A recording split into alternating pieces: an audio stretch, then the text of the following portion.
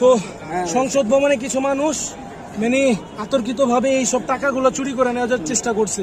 আমরা আমাদের আর্মি ভাইদের এগুলো হস্তান্তর করে দিলাম, আমরা এগুলো ধরছি।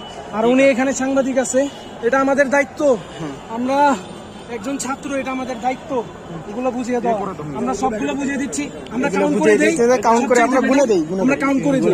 কাউন্ট আমরা করে নিব না, আমাদের উপর। আচ্ছা এখানে 10, হ্যাঁ 10 20 আমি এখন দুটো নামাজ পড়ব।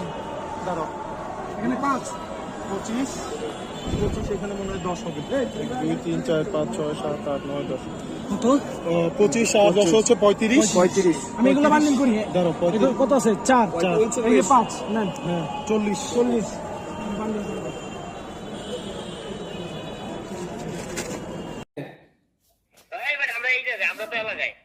এলাকায় কি করস?